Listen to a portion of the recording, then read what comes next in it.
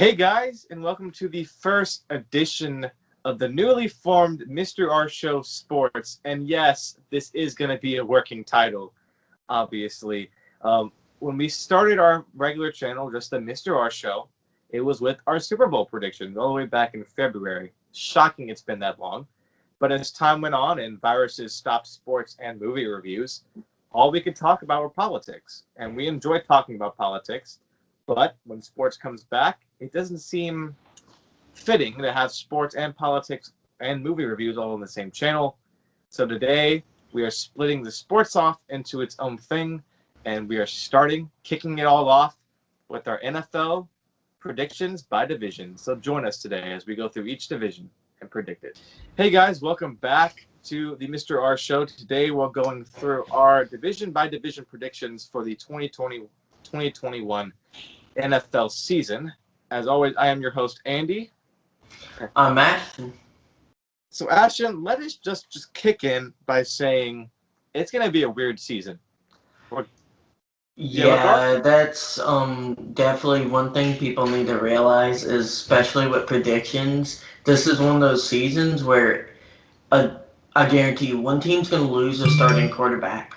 One team's going to lose a starting quarterback to COVID, and it's going to wreck their entire season. And we have no clue who it's going to be. It could be a undefeated team with 10 games, and on that 10th game, their starter gets COVID, and then all hell breaks loose for the team, and they lose the rest of the 6, and they could miss the playoffs with 10-6. Not to mention, there's, for most teams, we'll see this as the season develops, but fans. There's not going to be any fans or very limited fans, if that. So home field advantage, while there still is very little bit of it, it is not the same. So Lambeau Field, for example, will not be as tough of a place to play because you don't have 70, 80,000 people in the stands. Yeah, some teams are going to definitely feel the hurt from that. Again, these are predictions. I think they're more fun at the end of the season. Go back and see where you got right. Those weird games that no one saw coming, but you did. You get 1 or 2. So definitely, we aren't perfect. I'm definitely terrible at predicting who will win the Super Bowl, as people famously know me for. I'm like 1 in 15. So it will be interesting to see where we go from here and what we both have, because we haven't talked about it. So it will be fun. So just some bragging rights I have to bring up. I was right. I predicted the Chiefs to win the Super Bowl. And as always, Ashton was wrong and picked the Niners to win. Just wanted to throw that out there to show that I get that point from that. But let's kick this whole predictions off with the AFC North. One of the most interesting divisions. They are tough, always competitive. You have both the Baltimore Ravens, the Pittsburgh Steelers, the Cleveland Browns, and the Cincinnati Bengals. Ashton, I will let you kick it off. How do you think this division will shape out? So I feel like people are going to look at my all conferences, what my predictions, and they're going to be like, that's some hot takes. And I'm with those hot takes sometimes. Yeah. And I'll start out with the the number 1 in that division going to the Baltimore Ravens at 12-4. I don't think that's necessarily surprising to anyone, but they only edge out the Cincinnati Bengals by beating them in week 16 or week 17, week 16, sorry.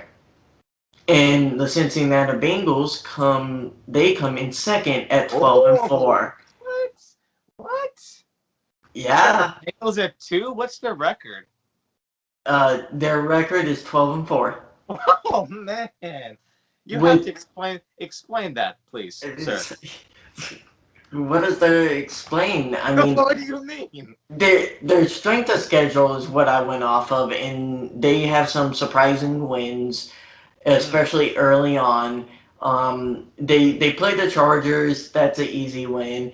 They play the Browns. They play the Eagles. I think the Eagles are going to be a very 8-8 team, or 8-8 type of team. They'll lose some games they shouldn't, and they'll win some games they shouldn't.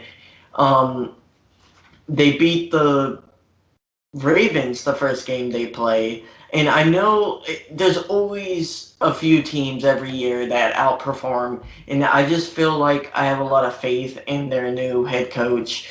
He started last year. He's a Sean McVay prototype. He got a very good quarterback. I honestly believe Joe Burrow is the best quarterback come out of college in the last 10 years. Um, Oh, ouch. if number one overall, I'll say that. Okay. The best number one overall. I'm not saying he's better than Mahomes. I'm saying I believe he's the best number one overall to ever come out of college in the last 10 years. I have them just going on a tear, and they play a lot of easy opponents. The only hard games they really play are the Ravens. They play the Titans, the Cowboys, the Steelers. And on most of those easy games, I have them winning. The only hard games I had them necessarily winning is against the Texans, once against the Ravens, and that's about all. When you're playing the Colts and the Jaguars, like you have to have a winner, and I feel like I have enough. I feel like they're going to be such a young, inexperienced team, but they're going to be strong enough that they're going to just surprise people away. And their strength of schedule is that where they'll take advantage of it. That's what I believe. Then third, I have the Steelers at 9-7, and I have the Browns at 5-11. Okay. Mine's different than yours, completely different, except for I think we can agree, and almost every single expert under the sun can agree that the Ravens are number one. I actually had them at 15-1. I wanted to keep them undefeated, but I just can't, in my conscience, say there's going to be another undefeated team in the NFL, maybe ever, but you never know. You know how good the Ravens are. Lamar Jackson is, to me, and this might be a hot take, he's the third best quarterback in the NFL, behind Mahomes and behind Wilson, in my opinion. They don't lose too much from last year, except for Earl Thomas, and that will hurt them in the defense. But their offense is too electric to keep them. They're kind of like the Chiefs, right? But can be that next level Chiefs if they keep getting those pieces, those receivers keep developing, and Lamar Jackson keeps running like he does. So they get 15-1 for me. My second place, and this is different than yours. I actually have the Steelers in at number 2. They go 11-5. I really like the Steelers this year because they get Big Ben back. He is aging, but he's still a very solid, very good quarterback. You know, he's a playoff kind of quarterback. He gets into the playoffs. They still have Juju Smith-Schuster. They still got their running back. Their defense was one of the best last year. People forget that.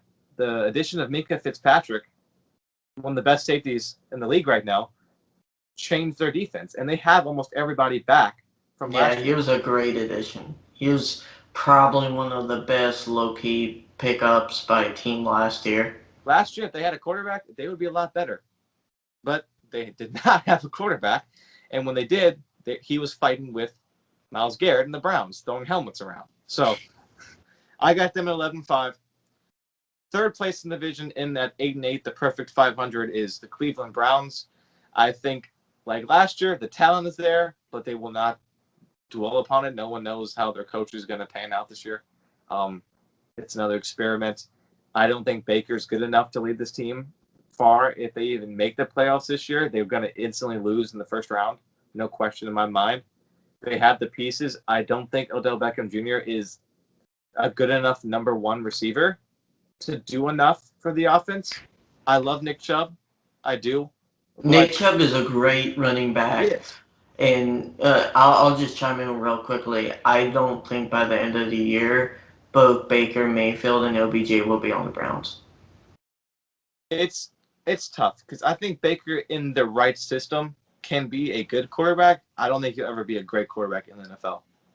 But I got them at 8-8 right now, and then that means last place. Coming in at 4-12 is the Bengals.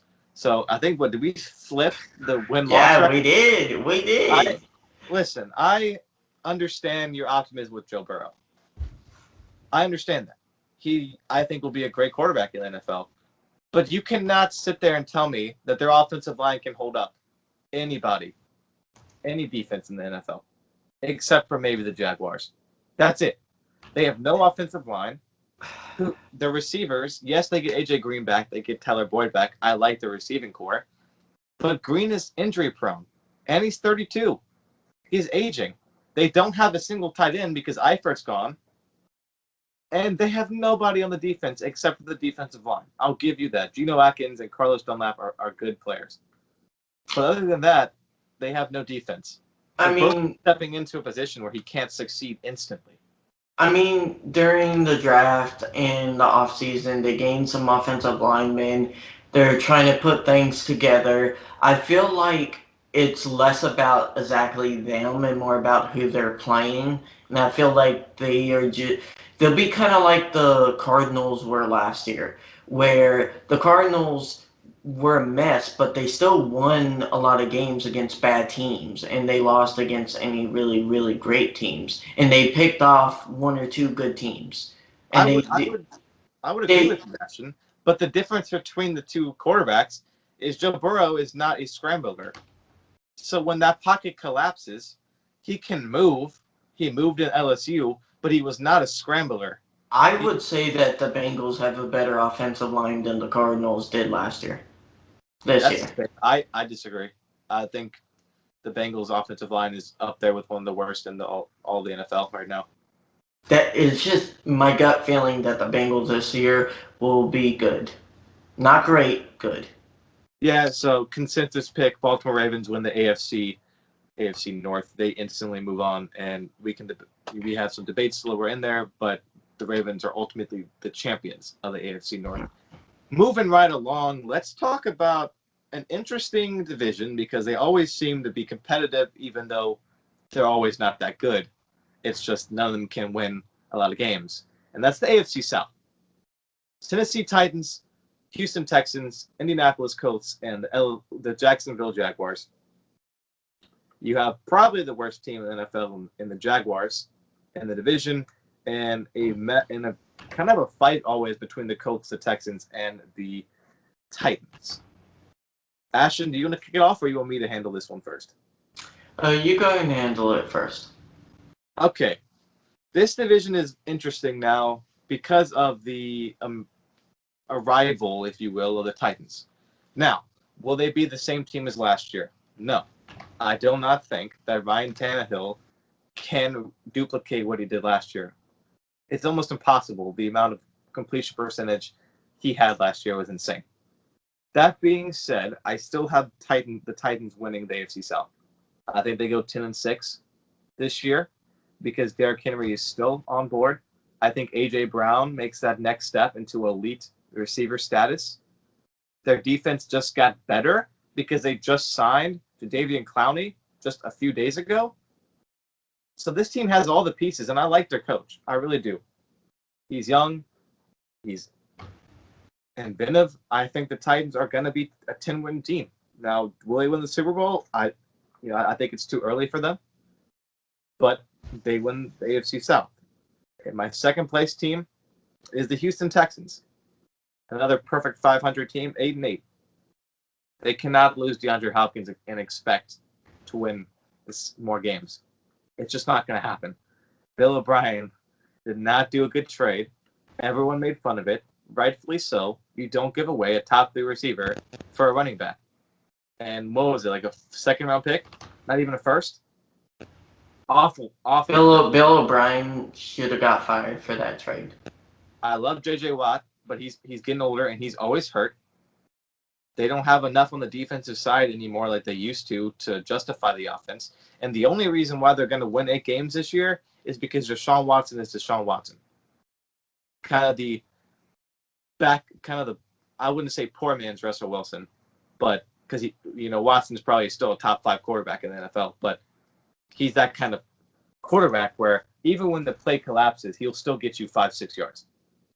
He's that good enough to win them 8 games by himself, but he doesn't have enough supporting cast. They give Brandon Cooks from your Rams, Ashton, but he's not a top receiver. I don't believe he's a top receiver, and When Watson, he's healthy, he is. I still don't think he's the number one receiver you need when you had Hopkins. But he's not. I'm not saying he's a Hopkins. He isn't. But he is a number one receiver.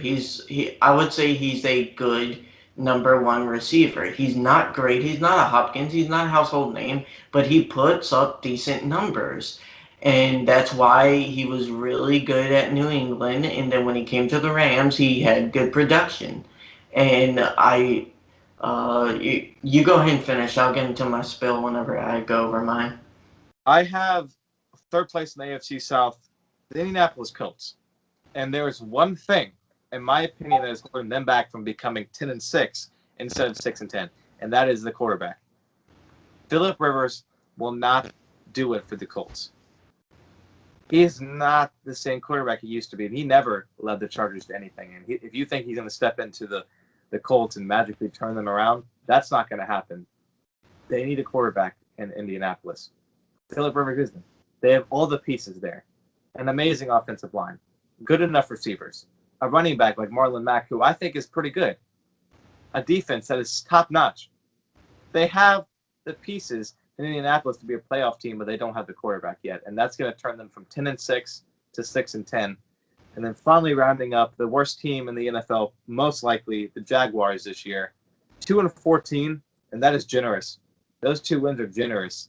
This team is, if a dumpster fire was on fire, then you roll it down the stairs, and then Fisher, your old Rams coach, comes back to coach that trash can. That's the kind of team we're dealing with. Mm-hmm. I think a big part of this NFL season will be somewhat of which front offices handle COVID the best and are able to instill a culture of like responsibility in their locker rooms to keep people responsible and not get COVID. And I guarantee you a few top teams are going to get knocked off because of that, and you'll have some surprising teams. And people need to understand, culture and Jaguars don't exist in the same sentence or in the same universe. In the same universe. You literally have any time a Jaguar player leaves, all the other players that have left Jacksonville instantly go on social media and say you're free, chains are off. And it's awful. It's just, I'm sorry if you're a Jacksonville fan, but your owner is straight garbage. He's just not good. And the GM is even not better. I'd rather have Bill O'Brien than like that manager and GM. Imagine having Leonard Fournette as your running back, who, albeit last year, he did not have the best year. But the year before that, he was considered top 15, top 20 running back. Imagine having such a bad GM that you can't even get a single trade offer for him. Not even a 7th-round pick. So instead of trying to trade him, they just cut him. Cut him for nothing. Oh, what a bargain the Buccaneers got for Leonard Fournette. That is like taking candy from a baby. The Buccaneers were sitting there, were like, I'll take that, thank you. But and that was, we'll talk about the Bucs a little bit later, but you go ahead. I'll go quickly. My number one is we have the exact same lineup, by the way. I'm gonna say we have the same order. Tennessee Titans. I have them going 13-3. Ooh, they're generous. You say generous, but I'm really. What do you have him going? What 11-5? So you had 10-6. Yeah. So I only have them winning 3 more games, and I don't think that's crazy impossible given their schedule. I have them winning a close game against the Chiefs. Ooh. And beating the Texans and the Bills closely and the Vikings. So I have them having a very solid year after the last one in the regular season. My second is the 10-6 Texans, and that is only different from yours because they beat the Chiefs in week 1. Wow. And that's okay. You're predicting that's because Super Bowl slump.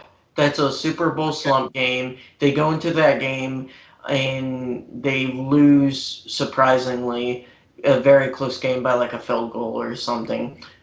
It'll be a great game to watch, but it'll be one of those ones where Deshaun Watson is running around like his hair's on fire and like he's just like slippery and makes some great throws. So I have the Colts going 8-8. Wow. Like you said, Philip Rivers won't get it done. They will. They're going to be that weird team that beats some people they shouldn't and loses to people they shouldn't either. They That's will always play. Yeah, they will play up to a team and they will also play down to a team, kind of like the Steelers last year. watch Um, them lose to the Jaguars or something like that. Oh, Jaguars. Yeah, I have them going 2-14. Okay, well, We're I'm right. we're on the same wavelength there. Hot garbage Uh, because you like I remember when they signed Nick Foles and being a Rams fan, like I know the history of Nick Foles as your starter quarterback, and I was like, have fun with that. It's not gonna work out, and he didn't even last a week. So. we'll talk about Nick Foles when we get to Chicago in a second, but he's not a starter, and he's not a starter. But Ashton, that the way you have it, the AFC South is going to be very competitive, except for the Yes. hot dumpster fire of the Jaguars. So we'll see how that turns out. It could be anywhere from, the Colts could still win the AFC South. It's that kind of variation of how close these teams are. Oh So yeah, it's close enough where I could see the Colts just pulling off a slight victory to get into the playoffs, and they'll probably instantly lose. let's move on to my favorite division because of my Dolphins being in this division, the AFC East. I I'll want to go. start. I'll go ahead and start off because it's your Dolphins. I want you to have your spiel, and Okay. well, we'll kind of go back and forth with this. Number one, I have the Dolphins at 11-5. I have the Dolphins. I know Andy is shocked, My but heart. I disagree wholeheartedly, and that's sad to say. But if you're right, my heart will be like 3 times I bigger that day. I'm buying straight into the coach, your coach. He Right. is, Yeah. yeah, Flores. He is just everything I saw last year.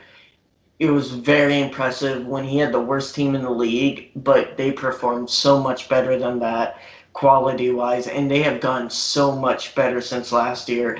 True. And I feel like their schedule is easy enough, but they will still play tough every game, and they are going to win some tough games and nail biters, and they're going to shock people. So if you I have the Dolphins at number one, I'm very interested to see where you have the Patriots and the Bills.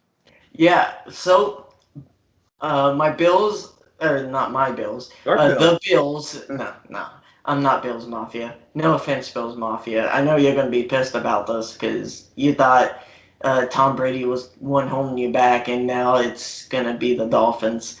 Uh, I have second the Bills at 10-5-1. So Who they tied yeah, with? a tie. They tied with the Chargers. I have the Chargers pulling off a weird tie game, kind of. I think it's 12th. I think it's during Thanksgiving. I'm. I have to give a tie every year because every year has one game that ends up in a tie, and I just gave it to them because I feel like um, Allen is a good quarterback, not great, and he doesn't necessarily win games. He's kind of like Jimmy G, where he's good enough where if you have a good supporting cast, he's going to win you games. He's not necessarily going to lose them for you, but when you're losing, he's not going to necessarily win them for you either. Um, 10-5-1. I have the Patriots at 9-7, and the Jets at 2-14. So they are also hot garbage. So I'll actually start with. I'm going to go backwards and work my way up because me and you agree with the Jets also being hot garbage at 2-14. So two straight 2-14. I mean, there's nothing that Jets fans. You lose Jamal Adams. I mean, you lose one of the best defensive players in the NFL. You don't gain anybody. Sam Darnold's not he's fine. He is not a franchise quarterback, which I mean, he's not going to bring you to the Super Bowl. I don't see it in the future. Le'Veon Bell is getting older. He is not the same running back. You lose one of your receivers in Robbie Anderson. I mean, if you're a Jets fan, what do you have to look forward to other than the NFL draft? That's it.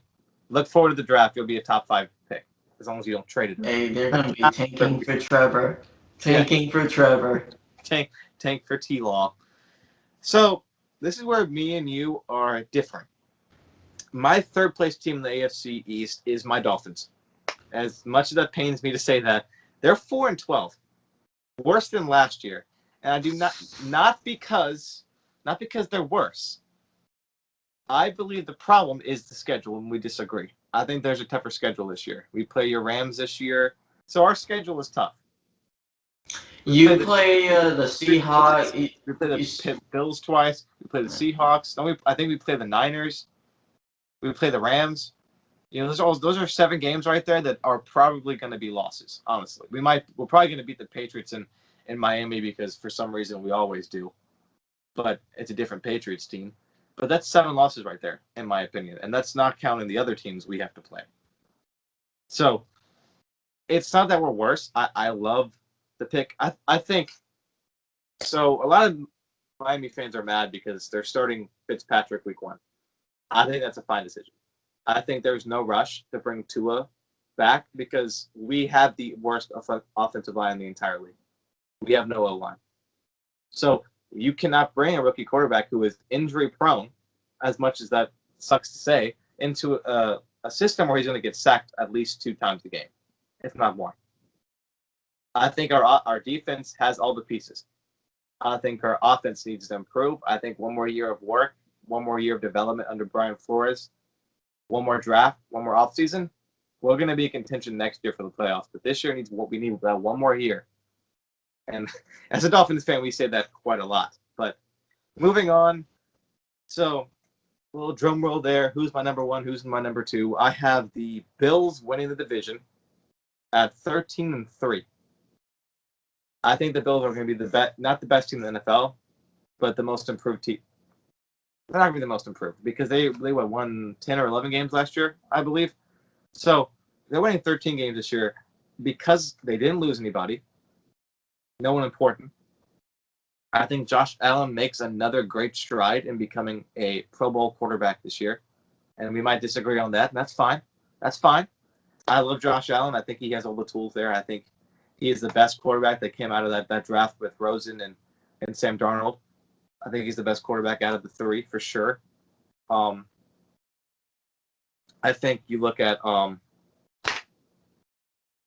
with the Bills, their defense is still there. It's one of the suffocating defenses that there is in the NFL. That's the truth. And I really like the addition of Stephon Diggs in the offseason. They get that receiver that they didn't really have last year. Diggs is a number 1. And he's going to come out and they're going to win games, and they're going to be 13-3. But they're going to be 4-2 in the division because those 2 divisional losses are both to the Patriots. They do not beat the Patriots this year. That's my bold statement.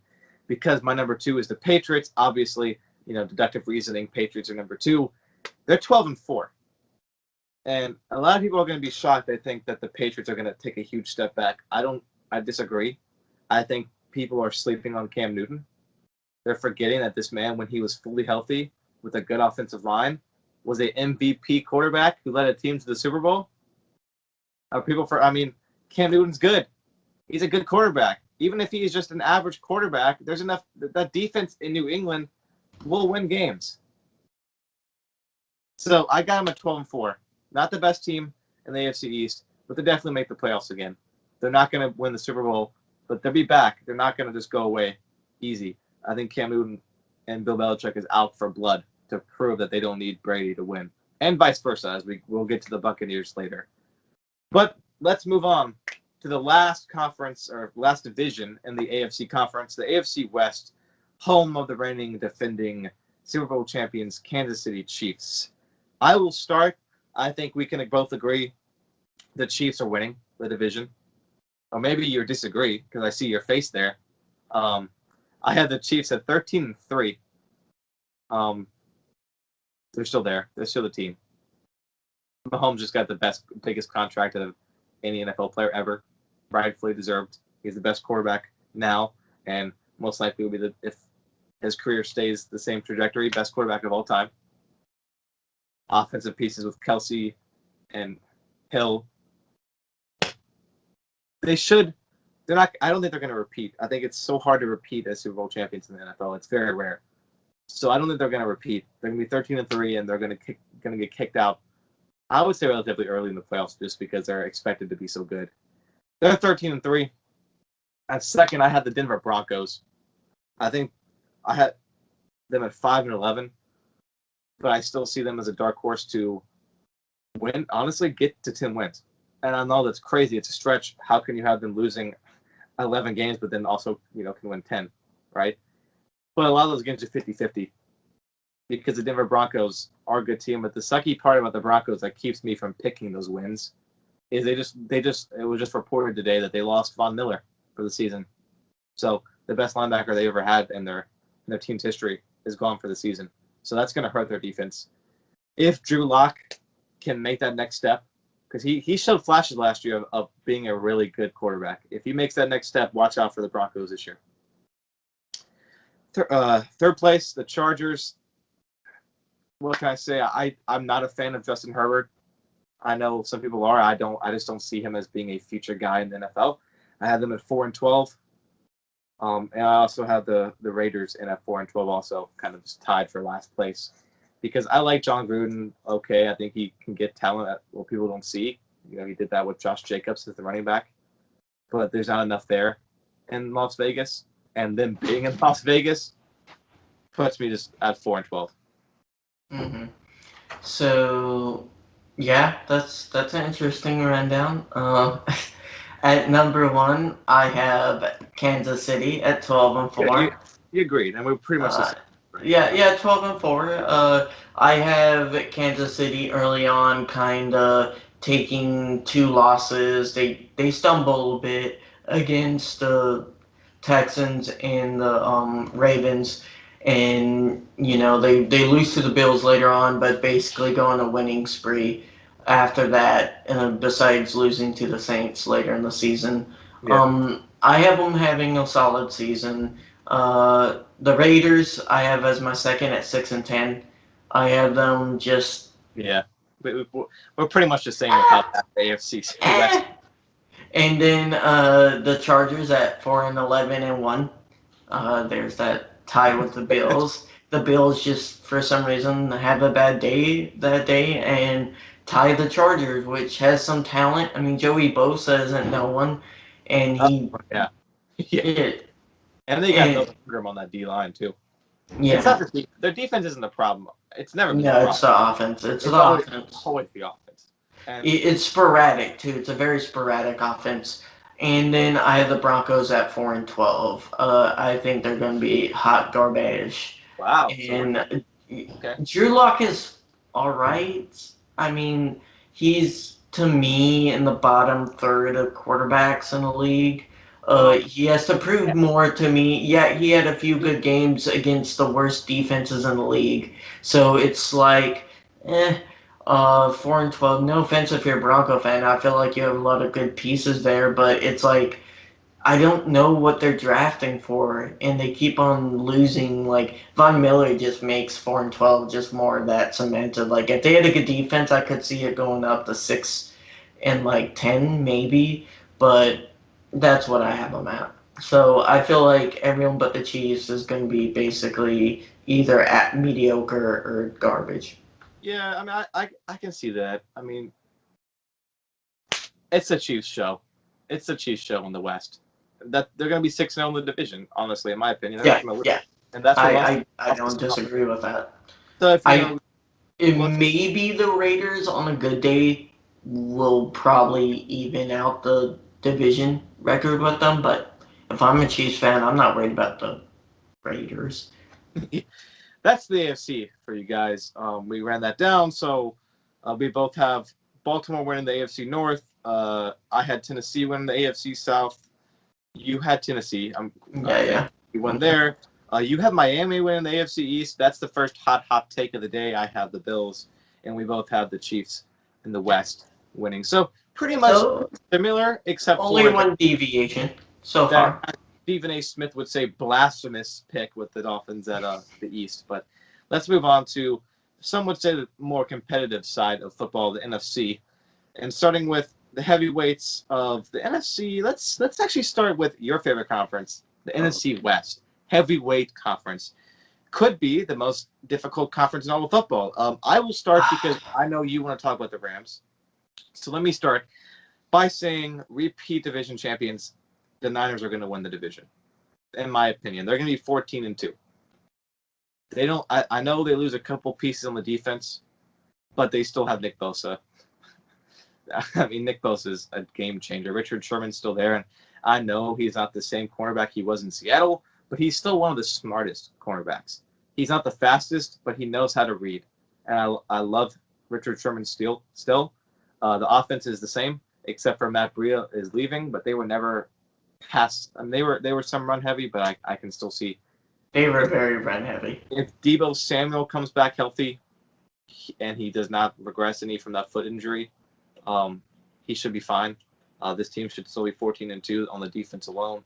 I don't even think, going through it, I don't have them in the Super Bowl at 14-2. They missed the Super Bowl, which just goes to show that, their offense is going to be the problem again. Second place, kind of like last year, the Seahawks.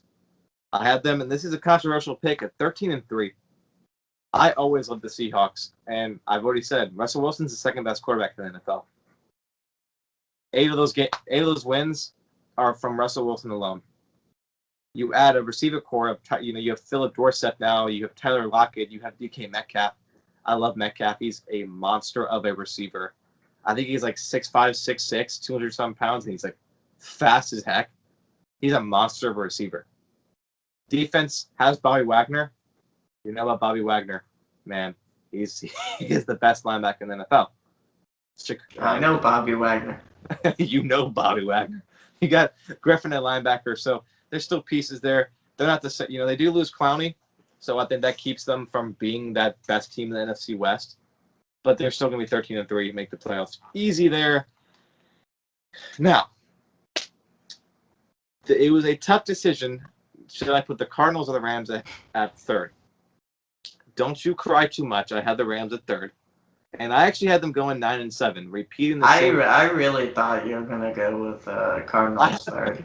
As much as I would want this, I think they might regress. I have them going the same record as last year, 9-7. They lose a lot of pieces. They lost Dante Fowler. They lose Corey Littleton. They lose Eric Weddle.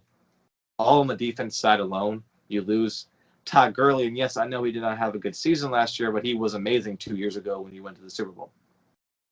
You lose Brandon Cooks. So it's a different team. You still have the pieces. You still have 2 good receivers in Woods and Kupp. Tyler Higbee has emerged as a threat, which is why they were so willing to give away Cooks, because Higbee has turned into a really good tight end. Your offensive line, and you can talk about it, is the big question mark. How will they hold up? And your running game. Who's going to step up and become that number one? Is it your new rookie in Cam Akers? Is it Malcolm Brown? We don't know that. And the defense, other than Jalen Ramsey, and of course the monster that is the best defensive player in the league, Aaron Donald, there is. Oh, wait. ESPN, someone on ESPN said he was average at stopping the run. So just wanted to correct you there. I can tell. As someone called Aaron Donald average. Listen, average. Aaron Donald, I can admit it. I'm not a Rams fan, but he's the best defensive player in the league. It's no question. This man is a monster. Number 2 is probably Stephon Gilmore. But Donald's number 1. No question. He changes the aspect of the line.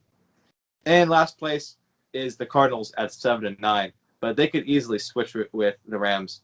Both those teams could switch. All these teams are capable of winning 10 games this season if they want to. But the Rams and the Cardinals are both capable of only being a 6-win season. Cardinals adding DeAndre Hopkins makes this team so much fun to watch.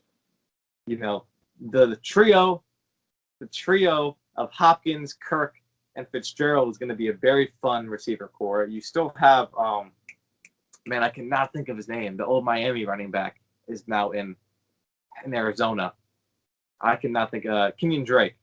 He's a solid running back. The defense still needs to improve a little bit. I do love their pick of Isaiah Simmons, the kind of do-it-all linebacker safety mix. He will be a good plug-in, instant day one starter for Cardinals. And 7-9. But the problem with them is their division. If they were in the NFC West, let's say you move them to the NFC East, which geographically makes no sense. But let's say you move them there, they're not going to lose 5 games in the division. They're going to win 4 at least. So that changes their season if they're in a different conference. But that's my take, Ashton. I mean, let's see where you got the Rams. I'm interested. I'll start from the bottom of the division and work my way up. At bottom, I have the Arizona Cardinals at a respectable or terrible 10-6. Wow.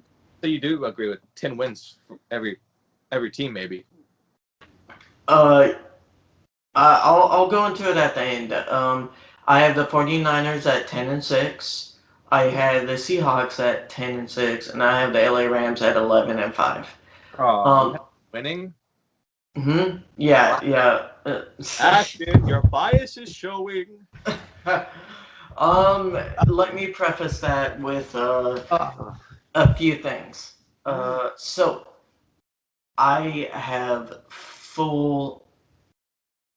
I will say this. I fully admit that the Rams could be anywhere from a 8-win team to a 12-win team. Try 6-win team. They're that they could be No, Sean McVay isn't that bad. He can work with a bad O-line. He can work with a bad. So don't. My problem, Ashton. This is my time. My time. Let me finish. Okay, fine. There's a reason why I have this division so close. I do think the Arizona Cardinals made a significant step up with their offense. Hopkins will be very good for them, especially against the bad teams that they barely didn't beat last time. And they'll be good enough to pick off a few good teams. But the problem is they're facing defenses that are kind of really good against the pass. Like the Rams, who did they acquire last year? Jalen Ramsey. And they have a really good safety core. They have John Johnson III, who put up really, really good numbers when he was in the full season in 2018. And our second-year safety, Taylor Rapp, he had a really great season for a freshman safety. So going into it, the Cardinals aren't going to be able to win those critical division games. With the San Francisco 49ers, I think they have a even worse Super Bowl slump than the Chiefs. Their talent on defense will keep them in games and win them a few close ones against good teams, but I don't think that will be enough to win the division. They lost a lot. I don't think Jimmy Garoppolo will win them a lot of close games when their defense isn't as stacked as it was last year. It's still stacked. It's just not as stacked. And I just see them losing close games. And I think Seahawks, what can I say? I think Russell Wilson is the best quarterback in the NFL right now just because of his experience. I would say talent-wise, Mahomes has an edge over him, but because of experience, he knows how to manage games a little bit better. That's the reason why the Chiefs got knocked out in 2019, or in 2018, sorry. Or was it 2019 season when they lost to the Patriots? They got knocked out of that game because of management of the game. And Mahomes wasn't as good as he was last year. He's getting better every year, but I just think Russell Wilson has an edge over him. And the problem with them is, like you noticed, a few of their defensive key playmakers lost a step. I don't even think, have they re-signed Clowney? They still haven't re-signed him. So, did he sign? Okay, but so the whole problem with that is he was the edge rusher and he got a lot of pressure when that defense last year still wasn't gelled a lot. Their offense won them a lot of games. So I have them doing a not so shabby 10-6, and the reason why I think the LA Rams, a lot of the people you cited as major losses weren't really big key pieces last year. Like Eric Weddle didn't play every game, and not to mention he wasn't that good last year. And we replaced him with John Johnson, who had better stats the year before, and a rookie who played beside Eric Weddle and had a lot better stats than Eric Weddle. Um, I mean, a lot of our losses did suck, but we're going to a different defensive scheme. That's another gray area that I don't know how they're going to do. They're going more Vic Fangio style because that's Brandon Staley, our defensive coordinator, is a Vic Fangio guy. And Broncos had a good defense last year, and we'll see if he can work that magic on the Rams because our defense was very hot and cold last year. And because we have a lot of great players. I mean, when you have the best defensive player in football, it's hard not to have at least an average defense. And I feel like they'll have at least average defense. They're, the only problem is the middle linebacking core, and they'll probably do a lot of nickel and have a kind of like mid safety, half middle linebacker. And I think they're going to try to mitigate a lot of that weakness. They're still going to be susceptible to the run. Our nose tackle that was supposed to start, Ashawn Robinson, he got COVID and he's going to be out for 6 weeks or 6 games. So that's going to hurt us against the run. We'll be susceptible to that, but I feel like we have Jalen Ramsey, and he is going to help us button up our secondary. I think we're going to be I think we'll be in the top 5 in pass coverage, but like in the bottom 10 for run defense. With offense, it wasn't as huge of a loss losing Woods as I thought it was going to be because he didn't play that much. He played like 5-6 games last year, and we drafted a guy that now it's coming out where Jalen Ramsey said this guy's going to be star. And Jalen Ramsey can kind of spot a good wide receiver or two. Mm-hmm. Jalen Ramsey has played against the best. I mean, he covered DeAndre Hopkins and stopped him from getting above 100 yards. So that's no feat. And I just really think Van Jefferson could be the real thing. The running committee, I have no clue how that's going to work out. If it works out just average, our O-line is average, and we have a good throwing game, and Jared Goff has proven if he has a basic O-line and decent receivers, he can throw a really good game. And I just feel like it'll be good enough not to get above 11 wins, but to get just there. If Jared Goff is forced to throw as much as he did last season, you guys will not make the playoffs. Jared Goff is he is a game manager kind of quarterback, meaning you have to have a good running back to at least a above average running back to supplement him. And we don't know. The Rams aren't proven. We don't know their running game. We don't know their O-line. But last year, he threw over 600 passes, the most of his career. Threw about the same amount of yards as he did the year prior, but threw 4 more interceptions and 10 less touchdowns. If he throws more, the Rams cannot win that way. You need to have a better run game to supplement him in order to make. And that's the whole ball game for the Rams is if their O-line can button up, they can get a lot more yards per carry on the run, then the play action will be there. And, I just have a lot of faith in Sean McVay. He hasn't he hasn't turned the ship in the wrong direction yet. Last year, even when we had a lot of things going against us, we still had a 9-win season and should have had more.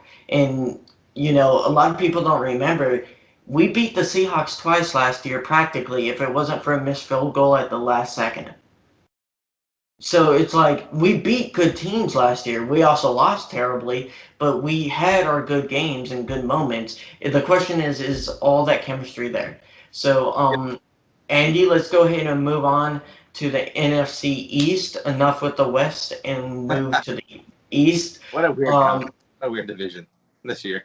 Yes. I feel like it's going to be kind of a repeat from last year. I had the Cowboys going 9-7. And that's going 5-1 in their division too. So 5 of their wins comes from division. The Eagles going 7-9, the Giants going 3-13, garbage, and Washington going 3-13. So hot garbage. This division is once again the fire pit of the NFL. If you're talking about like total combined terribleness, um, yeah, it has the lowest overall of any division. What do you think, Andy? We have the exact same 4, but we have different win totals for each, and I'll just run through it quickly because of that. I have Dallas actually being better than you said. I get them at 11-5. We agree they go 5-1 in their division, but I know we different. I think they beat the Rams week 1. You think the Rams beat the Cowboys? That will show. The Cowboys, they lose one key cornerback in Byron Jones, but their team is still stacked. They finally get a coach who is respected enough to get them to the playoffs. I think Mike McCarthy is not an amazing coach, but he is good enough to at least get into the playoffs. That I think we can agree on because they'll make the playoffs if they win the He only won one Super Bowl with Aaron Rodgers. I agree. I'm saying he's good enough to make the playoffs, at least the playoffs. And Dak Prescott ain't Aaron Rodgers. Dak Prescott isn't bad. I'm not saying he's bad, but he's not Aaron Rodgers. Aaron Rodgers also didn't have Ezekiel Elliott. Now, did he? So there's more than just Dak Prescott on the Cowboys. But second place is the Eagles. I think you said you had them, 7-9? Or is it 9-7? 7-9. I have 8-8, so they go 500. They get one more win there. Yeah, it's not really that different. If everyone's healthy, they're a 500 team. Maybe a little bit better, but it just depends. They're never healthy. They're the hospital unit of the NFL. The Washington football team is 3-13. We agreed on that one. They're trash, but who knows? Alex Smith might come back and become his MVP this year. I don't know. But other than that, they have. I mean, if COVID takes out all the NFL starting QBs, then I think Chase Young has the potential to be the next Aaron Donald, but he alone is not going to make the Redskins. Sorry, Washington football team good again. I feel like Chase Young is going to be a very, very star-studded player in the NFL. Don't know if he'll be an Aaron Donald, but he will be a very good player. And last but not least, dumpster fire of the NFC Giants, 2-14. I think that is the worst, second worst, or tied for worst record. Danny Dimes is nothing. I'm sorry, Giants fans, but he is nothing. I don't know what you see in that man.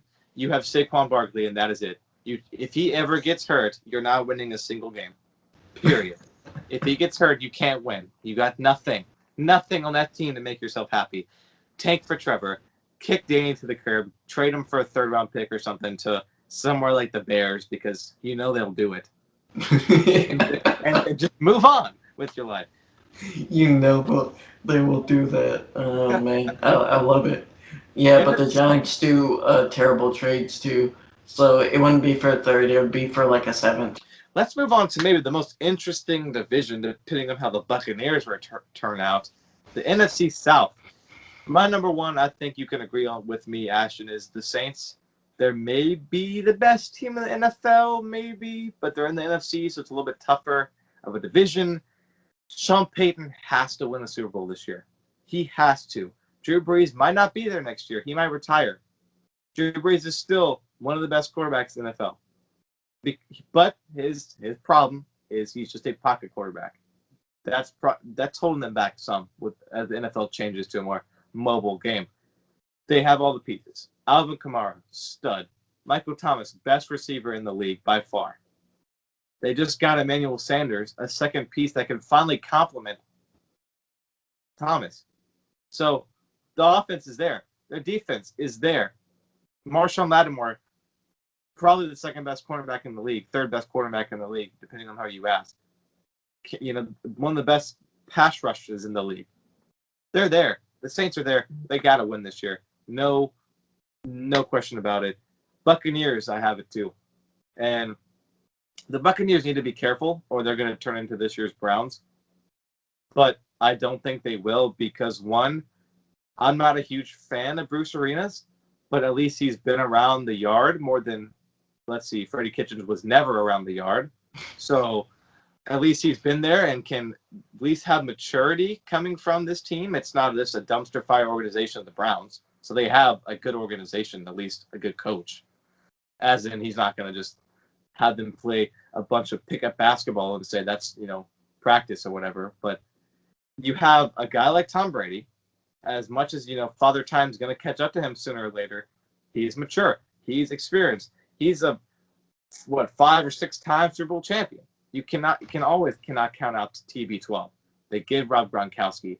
They have, I think they have 3 maybe starting caliber running backs with Leonard Fournette, Ronald Jones, and they also have LaShawn McCoy, who used to be, people forget, one of the best running backs in the NFL back when the early 2010s with the Eagles. So he's still there. They have Mike Evans, Chris Godwin. 2 tight ends, like I said, Gronkowski and O.J. Howard. A serviceable O-line. It's not great, but the problem with Jameis Winston wasn't the O-line. It was Jameis Winston last year. Picking up interceptions. Defense that's improving. I like their linebackers. It's improving. It's enough to Speedy bunch.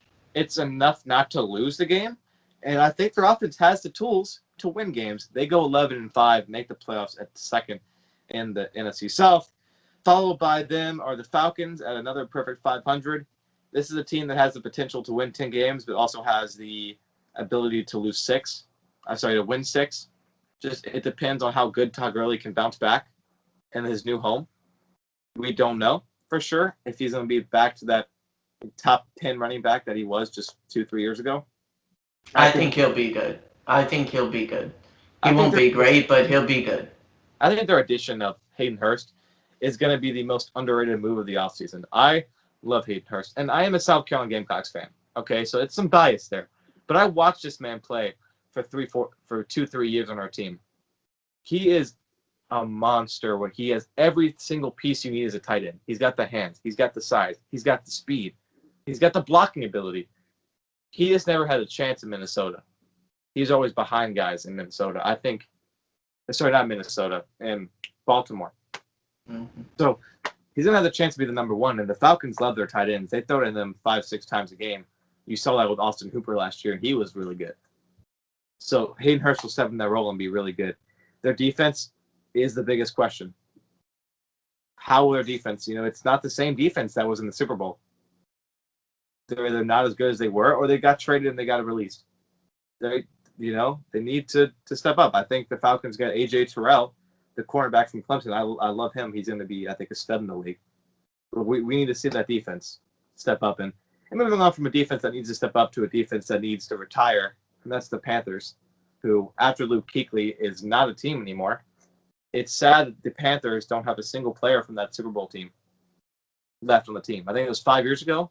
2015, I think, was when they won the Super Bowl, or 2016, one or the other.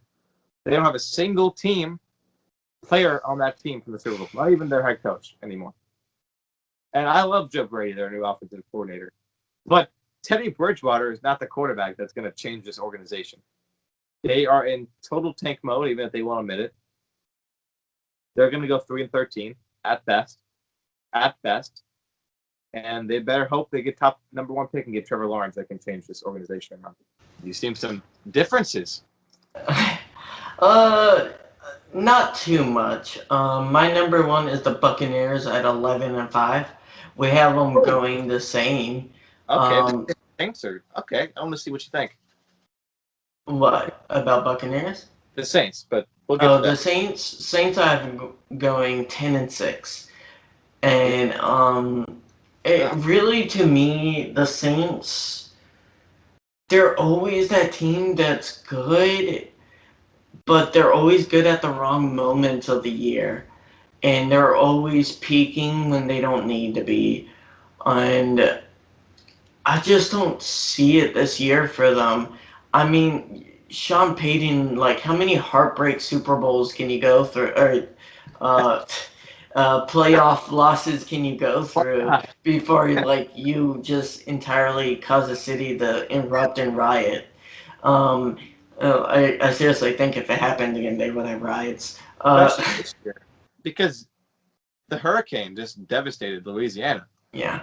I feel like this is going to be one of those teams that is so close to making the playoffs at 10-6, but doesn't. I think it's going to be a rare team that misses playoffs at 10-6.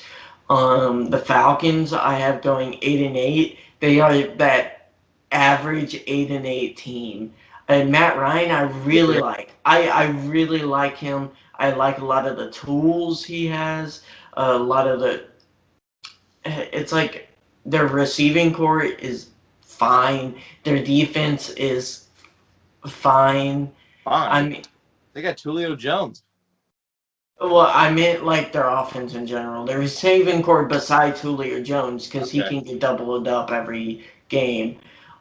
Jones is great, one of the best receivers in the game, but I mean, the last 3 years have proven he can't carry the team on his back.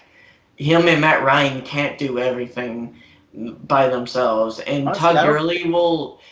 Todd Gurley will give them a little bit of a running game they haven't had in the last few years, but that will only win them 1 or 2 games against good teams. And then I have the Panthers going 5-11. Okay. They're that mediocre team that loses those close games, or not close, but they lose by like 10 points. One thing I'll say, when we're talking about the Falcons, and this is gonna be my hot take. Matt Ryan will never win a Super Bowl in his career. That's my hot take. I don't think he's good enough to win a Super Bowl. At least, especially not with the Falcons. I He won't. actually think he's a Super Bowl caliber I, quarterback. I agree for one fact.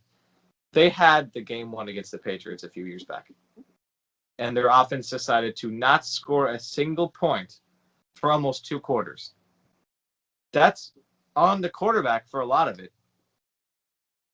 So he Yeah, had but that's a against the single. best defensive coach in the history We of were winning. football. We're scoring over 20 points in the first half, and then you score zero points. A single field goal could have kept them in the game.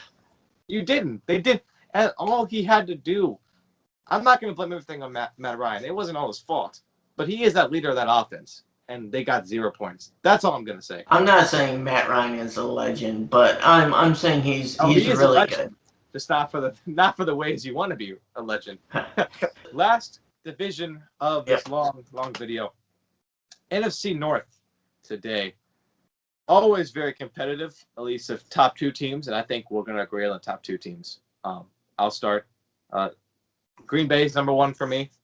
Aaron Rodgers is really, really good. If he's not top 5, he's like 6th in quarterback rankings. They go 13-3 for me, and that's very generous. I think they could only win 10 games. I think it just depends if people stay healthy. If Aaron Rodgers is throwing to anybody that's not in high school, they can win more games. Like last year, he had nothing because Devontae Adams decided to break his toe and miss 50 years, it feels like. That man, took forever to get back on the field, and he just had no one to throw to when Devontae Adams is back, and he's one of the best receivers in the game. They go 13-3. I get the Vikings at 12-4. They're always that team that is really good, but not good enough to win a division and not good enough to win, deep in the playoffs. And a lot of that has to do, in my opinion, with Kirk Cousins. He's a good quarterback, but he is not elite, and he's not great.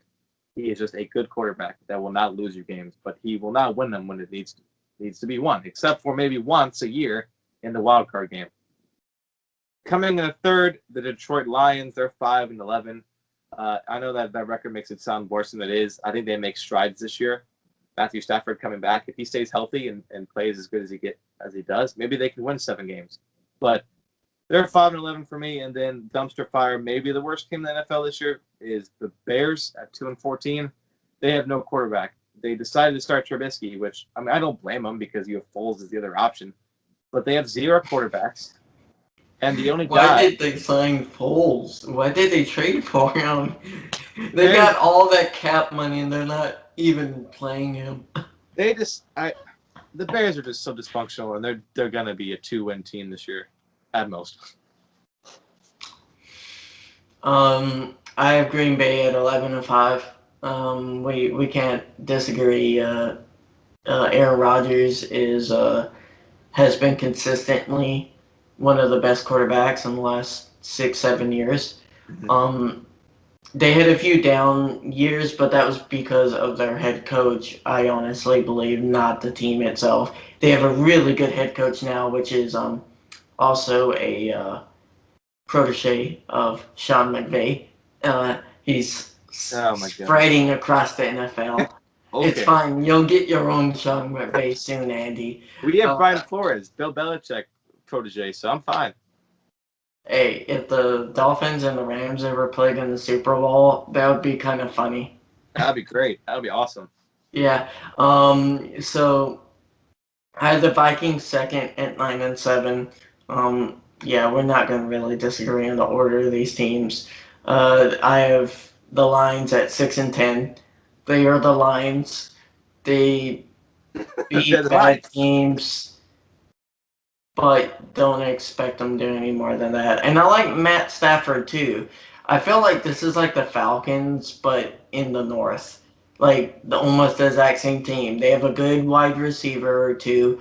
They have a good quarterback, and That's it.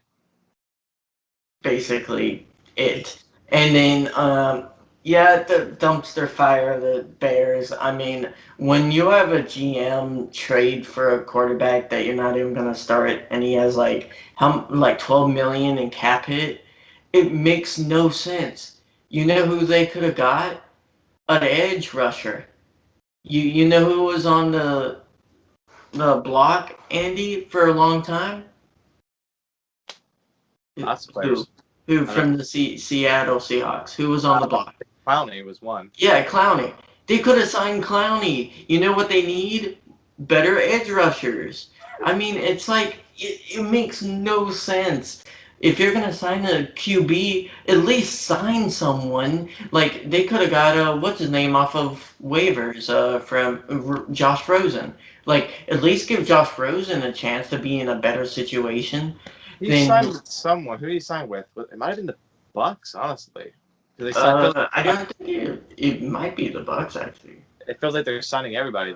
You know. I'm looking at yeah, Buccaneers signed him Yeah, I as was right. back. They're signing It everybody. low What? key, really good signing for the Bucks. I don't think Josh Rosen is amazing, but he's a decent backup. Um, Rose never got a fair shot in Arizona because he inherited a team that if you put Kyler Murray on the same team that Josh Rosen was people would call Kyler Murray a bust. I mean, that was such a terrible team, such a terrible situation. and the offense wasn't much better situation. No, it's not. At least last year. And then like all I'm saying is I think the Bears are making a lot of mistakes and they go 3-13. So those are our overall predictions for the schedule. So Andy, we have our seeding. I'll go through my AFC and then you can go through your AFC seeding. My number one seed is the Tennessee Titans at 13-3. My number two seed is the very narrow victors in the North, Baltimore Ravens at 12-4.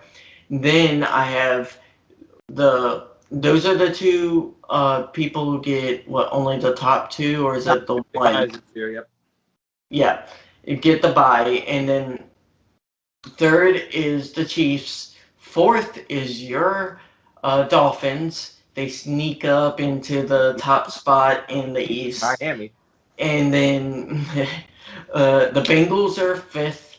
The sixth are Buffalo Bills, and then the seventh is the Texans sneaking there with a 10-6 record. My AFC will be my number one seed is the Ravens. Okay, so there's one team per division that gets the bye. That was my bad. Only one team. So my Ravens get the bye. Not my Ravens, but the Ravens get the bye for me. They're my number one seed at 15-1. My two seed at 13-3 are the Buffalo Bills. My third seed is the Chiefs at 13-3 as well. Fourth seed at 10-6, the Tennessee Titans.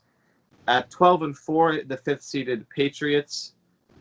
At my sixth seed is the surprising 11-5 Pittsburgh Steelers, and 7 for their first playoff appearance, and who knows how long, the 8-8 Cleveland Browns just sneak up in there. Ooh. The Texans are 8-8. The Browns sneak up in there. Oh, that's spicy. You have the Browns doing the dream. That's just how it worked out. I don't know. I don't know why. Hey, Browns fans would be partying if that happened. They would know they ain't going far, but they would party. Yeah, they would get crushed because they would be playing Buffalo. They would get crushed. But let's move on to the NFC. My number one, Saints. They get the bye. I think I have they're 14-2. Second, also at 14-2, is the 49ers. My third seeded Packers, 13-3. Fourth seed is the Dallas Cowboys at 11-5.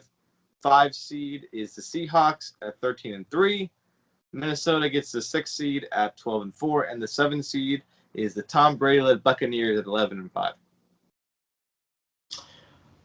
Yep. For NFC, I have my Rams at number 1 at 11-5. I really. I'm sorry. No, that's not going to happen. I'm sorry. They're not going to be the number 1 seed. If they make the playoffs, it ain't going to be the number 1 seed. Andy, no one thought they were going to make the playoffs in 2018. They were a different team then. Hey, top 10 running back. You do not know if Cam Akers won't be a top 10 running back. The starter. He's a third string. No, he's going to be second. Well, second. Yeah, they're going to do running by committee just by it. You'll see. The second will be Green Bay at 11-5. The third will be the Bucks at 11-5. Fourth will be the Cowboys at 9-7. Fifth will be the Seahawks. Sixth will be the San Francisco Niners. And seventh will be sneaking in at 10-6, the Arizona Cardinals. So every single team and the NFC West makes the playoffs. Yep, that's what it says. Bold. That's bold. I feel like it will be the most competitive division in football, and I think it really comes down to a game between. It really depends on how the Saints do against the San Francisco 49ers. And at least in my head and in my scenario, if they lose that match to the 49ers, they don't get in the playoffs. Yeah, so I have them moving on. I'll go ahead and move to week 17, or the wild card. In the wild card, I have, I'll start with AFC, and then you can start with your AFC. In the AFC, I have Cincinnati. You have the Cincinnati Bengals playing the Miami Dolphins, and I have the Dolphins beating the Bengals. That's such a weird play. That's such a bold playoff. Then you have the ranked 6th Buffalo Bills playing the Kansas City Chiefs, and the Chiefs win that. Then I have the 7th ranked Houston Texans playing Baltimore, and Baltimore wins that. Who you got with the NFC, Andy? The NFC or the AFC? NFC. So the NFC wildcard game, I have the 5th seeded Seahawks taking on the 4th seeded Dallas Cowboys. Cowboys get the home field advantage. I have the Seahawks beating the Cowboys in that game. 6th seeded Minnesota then plays the 3rd ranked Packers, and just like last year, the sneaky Vikings get an upset and send the Packers packing. They move on. They beat the Packers. And then you have the Buccaneers taking on the 49ers, 7th seed at the 2 seed, and the 49ers win. Then over in the AFC wildcard game, I have the 5th ranked Patriots at the 4th ranked Tennessee Titans. I think the Patriots win, get their playoff game without Brady, a win there. Pittsburgh Steelers, 6th seed, travel to play the 3rd seeded Kansas City Chiefs. I think the Chiefs win pretty well in that game. The offense just is too powerful. Then the sneaky little Browns, the 7th seed, takes on Buffalo Bills, the 2 seed, and the Bills win that game as well. So, Andy, with the AFC divisional round, I have Kansas City at Baltimore, and Kansas City pulling the upset at Baltimore's home turf. I don't see Lamar making those big throws against arguably the best quarterback in the league right now. And then I have the Dream Team Miami at Tennessee, and Same. the Titans in the Dream. I can't believe I can't believe you're first of all Miami and the Titans in the second round of the playoffs, but you're the Titans in the conference championship game. That's ridiculous. That's ridiculous to me. Yeah, so I have the Titans beating Miami, and it's gonna be a heartbreak. A lot of people are gonna be rooting for y'all. I really do think that you'll be kind of like the Titans of last year, where no one expected you to be good, and then you somehow got in the playoffs and won a game or two. So you want me to go ahead and start the NFC divisional rounds? Yeah, go ahead. So I had the number 5 Seahawks at Tampa Bay pulling upset against Tampa Bay, and I see the Seahawks moving on, and I see the 7th seed Arizona losing to the 1st seed LA Rams. So the Rams and the Seahawks, these are some bold things, Ashton. If you're right, you should be a betting man because you'll be making money if these are correct. But for me, let's start with the NFC. I have Seahawks 5 seed and the 49ers at home 2 seed. I got the Niners winning that game. Always a fun game when they get together. But the defense, man, the defense. They reign supreme. And then the 6th-ranked Minnesota Vikings, again, just like last year, get their butts spanked, but this time by the 1 seed New Orleans Saints. So the conference championship game there will be the Niners and the Saints. AFC, I have the upset of the century as the Bills beat the Chiefs to move on to the conference championship, and they will be playing the Ravens, who beats the Patriots. So Lamar versus Josh Allen for the conference championship there. So let's move on. Before we can do our conference championship games, and then we can do our Super Bowl prediction at that time too. AFC, Baltimore versus Buffalo. As much as I love the Bills, their season comes to an end. Ravens get the win there. And then the defense of the 49ers versus all-around offensive defensive scheme of the Saints.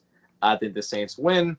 So you have the Ravens and the Saints for the championship, and I have the Saints winning the Super Bowl this year. Doing it for the city of New Orleans, especially after everything that's happened with the hurricane. They're going to be playing fired up this year. And I have Drew Brees winning his, I believe, 2nd Super Bowl ring. So I'll start with AFC. I have the Kansas City Chiefs going to Tennessee, and the Tennessee Titans beat the Chiefs in a upset. No. The Titans are not going to be in the Super Bowl. That's crazy. Hot takes. I have hot takes. I feel like the Titans are going to be able to climb mountain. They have a solid group of linemen. They have a really good running game. Tannehill is a true starter at quarterback. No. I know you're shaking your head, but he's not bad. And I've watched him for years in Miami, Ashton. I know about Ryan Tannehill. That's at Miami. He had That's not at in Tennessee. He does not deserve the money he's getting. He's not a Blake Bortles, okay? He's very much a Blake Bortles. You're gonna watch him next year regress, and you're gonna be like, oh, how did I know? And then I have the Seahawks at the number 1 Rams, and the Seahawks prevail in the upset. I'm very surprised you didn't have the Rams winning the whole thing, knowing you. No. I see the Seahawks. Russell Wilson comes in clutch, makes some really great throws, and ends the hopes of LA to play Super Bowl in their own stadium. I like how you're like telling me that me having the Seahawks at 13-3 was too high, yet you have them going to the Super Bowl. I just find that kind of funny. Well, I think that's too high for the regular season, but they are a scrappy team and they play every game. So that leaves a theory, because in the playoffs, weird things happen. Teams that normally wouldn't win. I mean, you want to know a 9-7 team that went to the AFC Championship last year? You want to say it, Andy? Titans. The Titans. Yeah. So it can happen. In my scenario, they would be 10-6. So that's not necessarily shocking that they could make it to the Super Bowl. Champion. I want to know. I have the Titans wrecking the Seahawks and winning. No, I remember you said that. I was like, I didn't want to give it away. I didn't there's want to no give it away. way. They can no, they're not. I will sit here on my. I will literally dig my grave on this. Ryan Tannehill will not be a Super Bowl champion starting quarterback. He will not lead that team. If you think that Ryan Tannehill will beat Russell Wilson in the Super Bowl, Mr. Experience, how many Super Bowls has Tannehill been to? How many has Wilson won? Exactly. If it's Seahawks versus Titans, Seahawks wins. I'm sorry, Ashton, but that might be a hot take, but it's a wrong take. I think the Titans go in there and they run over the Seahawks, and Russell Oh, Wilson makes a few good throws, but I see it being like a 37-27 game where the Titans just outscore and outmuscle the Seahawks. So that's my prediction. A few hot takes in my I have a few teams doing good people don't expect, and a few teams people thought would be doing good doing pretty badly. well, we'll see how this turns out as the season comes. It's going to be a historic season regardless due to everything this year. Virus, no fans, and Joe Burrow. But we'll see how the season continues, how it plays out. Join us. Thank you for joining us for our first sports video on the new channel. We're going to be pumping out more. We finally get to talk about sports. Probably going to have a sports podcast coming up in a couple of weeks. Some rankings here and there. So join us. Please hit that subscribe button, like this video, and share. And we'll see you guys in the next video.